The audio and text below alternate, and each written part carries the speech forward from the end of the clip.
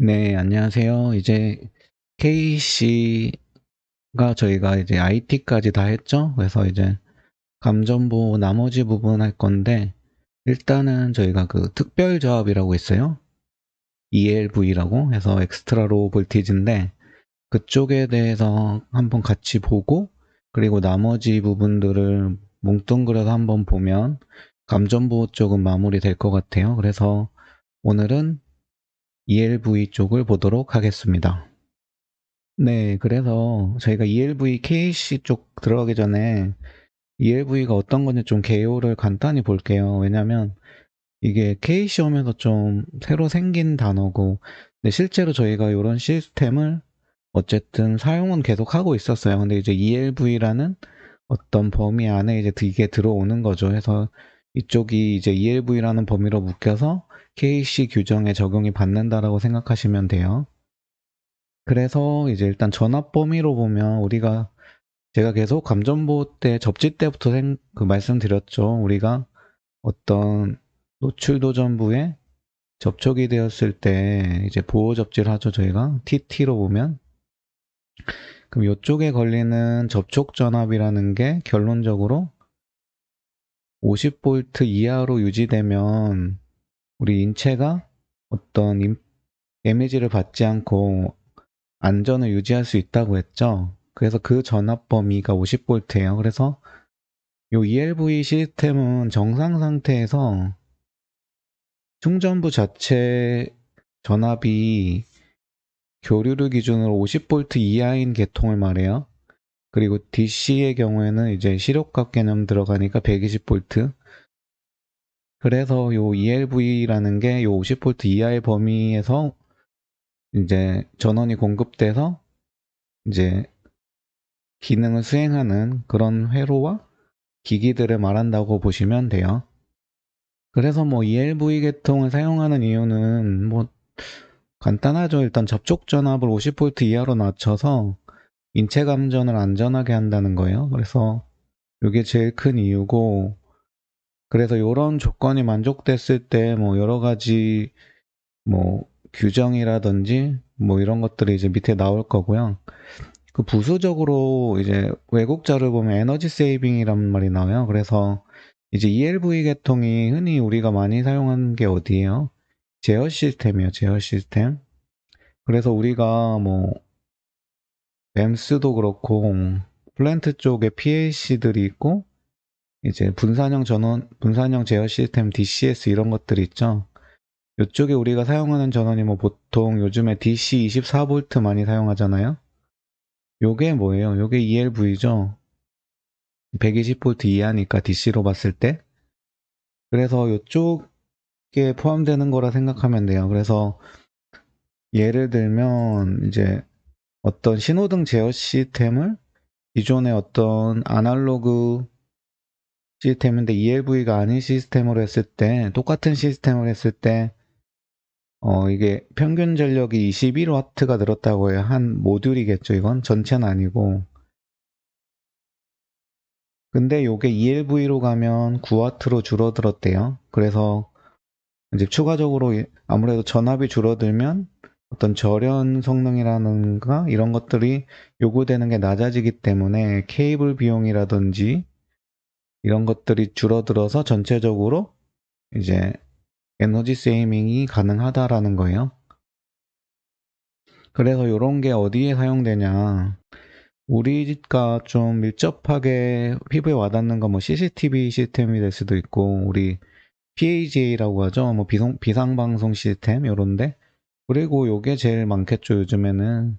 이제 네트워크로 다 요새 연결되기 때문에, 요런 랜 시스템이라든지 신호등 제어, 뭐 이런 쪽에 들어가는, 그러니까 뭐 통신으로 하는 요즘에 것들은 다 ELV라고 보시면 돼요. 그래서 제가 그 전기 딥러닝에서도 설명드렸듯이 이제 이런 시스템들이 계속 늘어날 거예요.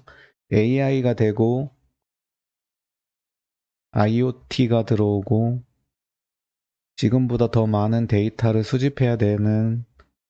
수집해서 분석해서 예측하는 거죠, 요즘에.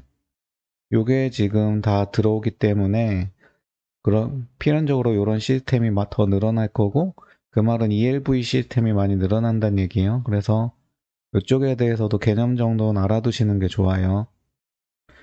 그래서 요거는 제가 뭐 일부 DCS 시스템에 그 전원 구성을 한번 가져와 봤어요. 그래서 ELV가 이런 식으로 구성되죠.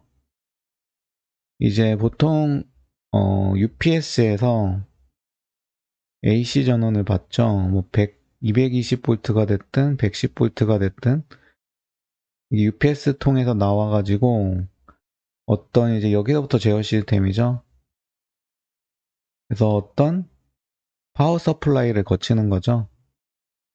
그러니까 제어 시스템별로 파워 시스템 그 파워 서플라이가 있어서 우리 그 PC랑 PC 보시면 돼. PC 보면 우리 220 꽂는데 실제로 PC에서 사용하는 건 DC잖아요. 그래서 여기 우리가 본체에 보시면 파워 서플라이가 따로 있어요. 노트북은 뭐 이렇게 콘센트 220이고 요 자체에 뭐 아답터 있잖아요. 그리고 요게 노트북으로 들어가잖아요.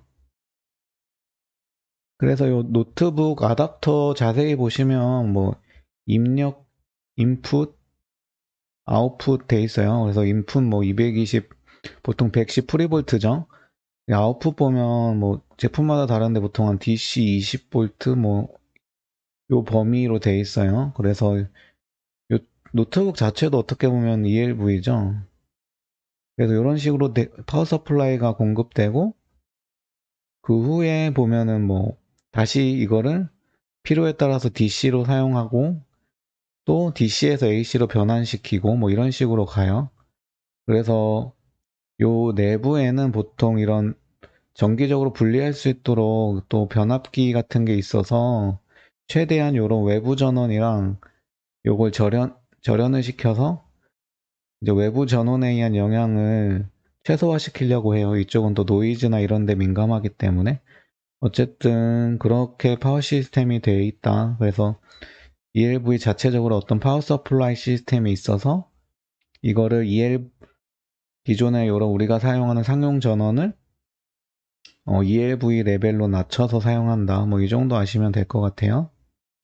네, 그래서 요 ELV가 이제 KC로 보면은 이제 크게 세 가지 종류의 회로로 이제 구분이 돼요. 그래서 이제 이 단어는 많이 이제 계속 보니까 이제 익숙해지면 좋아요. 그래서 SELB라는 게 있고 PELB, FELB가 있어요. 그래서 이게 차이점을 간단히 보면 이거는 이제 요 ELV는 다 똑같아요. 엑스트라 로우 볼티지인데 요게 이제 세이프티고 요게 프로텍티브,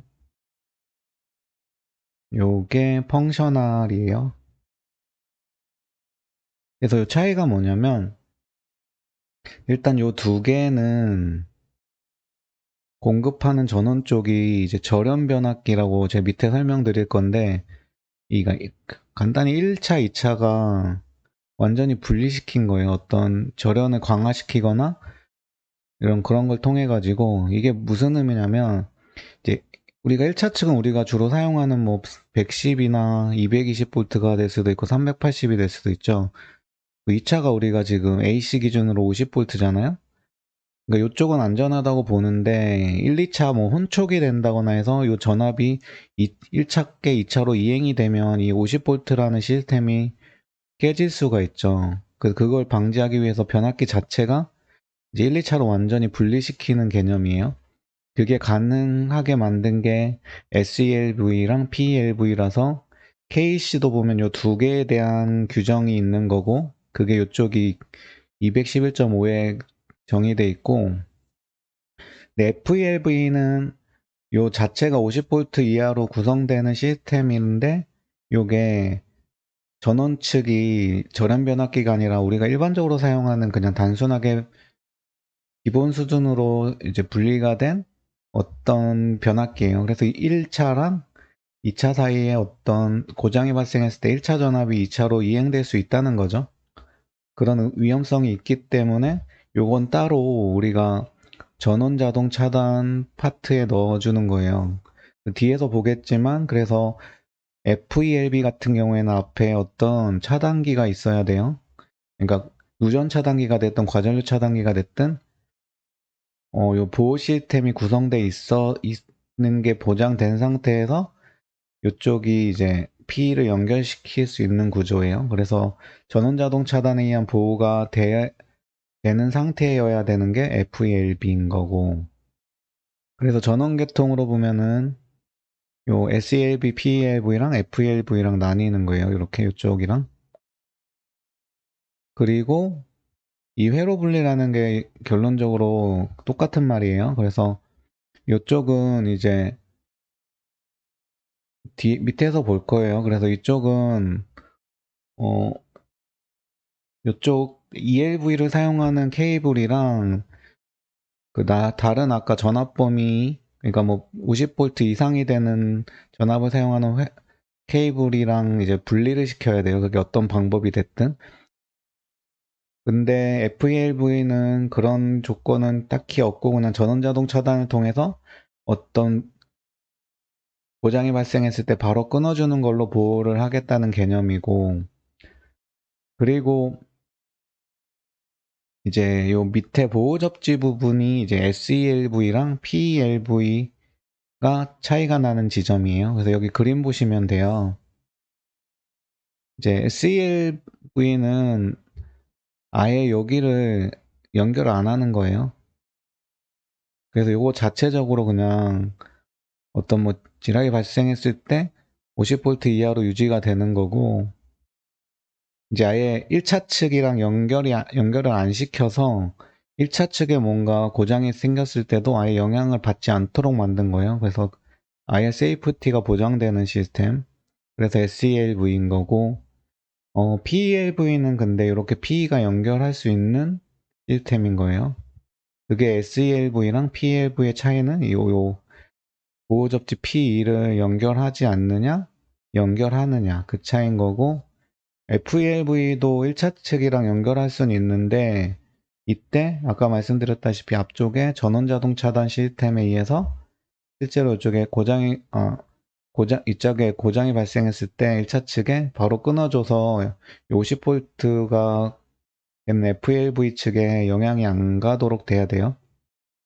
그래서 그런 게 보장됐을 때 1차 측에 P가 연결된다. 뒤에 나오니까 어쨌든 그런 식으로 해서 ELV 회로가 크게 SELV, PELV, FELV로 돼 있고 KC 규정은 이렇게 나뉜다. 그래서 이쪽은 따로 전원자동 차단에 대한 요구사항은 없는 211.5라는 KC 규정으로 정의가 되고, 이쪽은 전원자동 차단이 된다는 가정하에 구성되기 때문에 IT 계통 다음에 나와요. 그래서 211.2.8에 따로 전원자동 차단 분야에 들어가서 이제 규정이 된다까지 하시면 돼요. 그래서 이번 영상은 ELV의 개요에 대해서 봤고요. 다음 영상에서 본격적으로 KC 내용을 보도록 하겠습니다. 감사합니다. 이번 영상도 많은 분들에게 개념 원리를 통해 쉽게 이해가 되셨으면 좋겠습니다. 오늘 영상 좋으셨으면 구독, 좋아요 한 번씩 부탁드리겠습니다.